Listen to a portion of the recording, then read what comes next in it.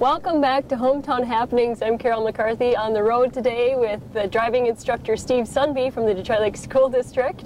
And we're hitting the road. Last week we did some parking exercises, and today we're hitting the streets around the high school. So what are we doing next? Well, Carol, now we're on the street. We're going to practice some lane changes, mainly on a two-road residential area.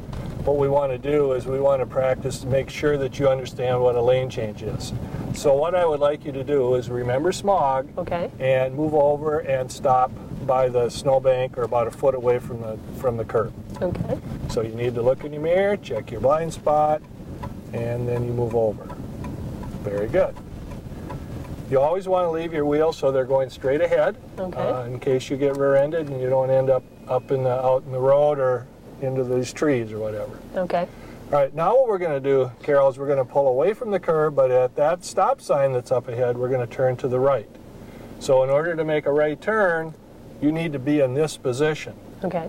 You don't need to be out and you'll see a lot of people will be in the wrong lane when they make a right turn. And then they turn across traffic, and it is very dangerous for them. Now with the snow during the winter, is that sometimes a little bit harder because the road isn't quite as wide? And the road is too narrow, mm-hmm, so we need a lot of common sense. Okay. Of course, we're not going to plow into the snowbank because that's where the turn lane is, but we do need to, the roads are a little, and also with snow banked up along the side, we've got to stop at the stop sign. That's one of my pet peeves. Yeah. A lot of people don't stop at the stop sign. They run through it. Uh-huh. Once you stop for 3 seconds, and then creep forward to see. Okay. All right. All right, so. The peanut galleries. This is going to be really good.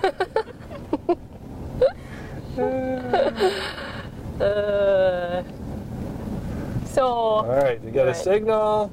Smog, move over by the curb here. You got to stop. Now I have to stop behind the white line. Steer. Okay. Now remember, we don't want the cameraman to go right through the windshield. We want right on that brake. We want there. the front bumper to be even with the post of the stop sign. Now, if you can't see, creep forward, but don't go straight ahead. Start to turn as you creep forward. Okay. Otherwise, you get in the wrong lane. All right, and again, the snowbanks are a factor in the winter time because you might have to creep forward a little bit farther. Right, right. And that was probably about a B on that turn, Carol. Okay. Because you went a little too far and then had to turn back. Okay. But otherwise, that was pretty good. Also, one of the things that you're going to see a lot of people do, especially towards evening, a lot of people don't turn on their headlights. Okay. This car has running lights, so as soon as you turn on the ignition, the headlights come on. But some cars, if you take a look ahead of us, you can see a car with its headlights on, and you can see it pretty well. Mm-hmm. But there's a white car that's parked along the curb there, mm-hmm, and it's very difficult for them to see. So you need to have your headlights on. I suggest to my students you should have your headlights on all the time. Okay. It makes driving a lot easier. Mm-hmm. Now we need to, we're going to make a left turn up here. Okay. We want to find the road up. You see where the fire hydrant is? Yeah. Let's make a left turn there. Okay. And we'll end up going past Washington Ballpark. Alrighty. Okay, I'm finding this 3 and 9 not as comfortable as my usual hand up and hand down. Turn here now. Now, who do you yield to this car, or do you let him? I'm going to let him go because he's a little too close. Did you know that you had a car behind you? No, not until I looked in the mirror. Okay, and then again, anytime we make some type of a lateral move, okay, we change direction or we slow down, we make sure we check the mirror so we know who's behind us.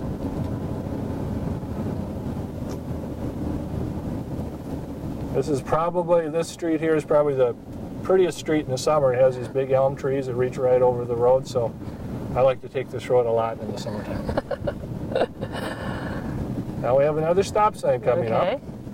And what's so special about this stop sign is it doesn't have anything underneath the stop. Well, for experienced drivers, you say, well, that's nothing. But for an inexperienced driver, like a student, cross traffic does not stop here. Okay. So we have to make sure we remember that. We have to actually look at the stop sign so we know what type a stop it is. Okay. Now, yield signs, of course, there's quite a few of those in Detroit Lakes, and there's one actually right by the high school we just passed.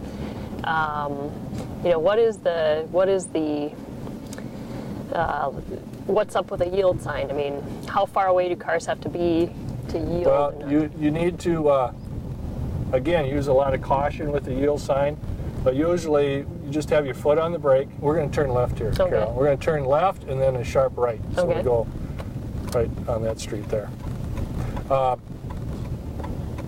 Yield signs, you don't have to stop right at the post. You just have to be aware of the traffic coming. Usually at a yield sign, it's an area where there isn't as much traffic. Okay.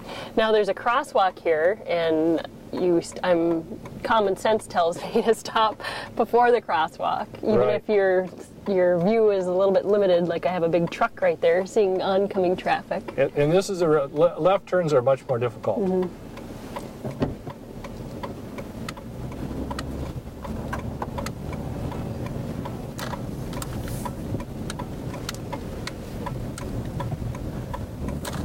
With students, I like to take them the first couple days. We do a lot of right turns, and then we graduate into the left turns because Okay. left turns are a little more complicated. Mm-hmm. Now you see the hill ahead. Mm-hmm. We're going to pull over. We want you to get about a foot away from the curb Okay. and get your car parallel, about halfway up the hill. Okay. And you checked your blind spot. That was Right. really good. You're a very good student. All right, so right. now we're going uphill Okay. with the curb, so we need to turn our wheels out, which would be the left in this case. Okay. If you remember, if you're going uphill, you turn them out. Okay. If you're going downhill, you turn them in. All right, and that's because. Well, what we want to do here, let's just show what happens. Put the car in neutral, Okay. and then just very slowly coast into the snowbank. What happens to your car? It stops at the stop. Yeah, the snow is going to stop it. So if something happens to your car with your wheels turned out, at least the front end is going to go into the curb. Okay. If you did it the other way, let's have you go ahead and turn your wheels to the right. Okay. And now try to coast backwards. What happens to that front So end? you go out. It goes out. Much more dangerous because Right. now all of a sudden you're in line of traffic. Okay.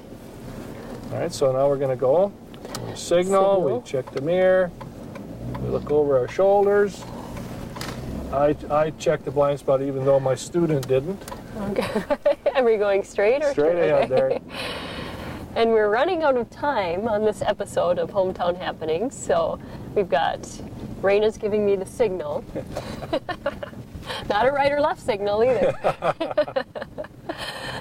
Well, you did very good on your parking and your turns. Thank you. So the next time we have this, we'll be doing some other things, left turns downtown. Okay. And for Hometown Happenings on TV3, and my eyes are on the road this time, I'm Carol McCarthy along with Steve Sunby, and we'll catch you next time.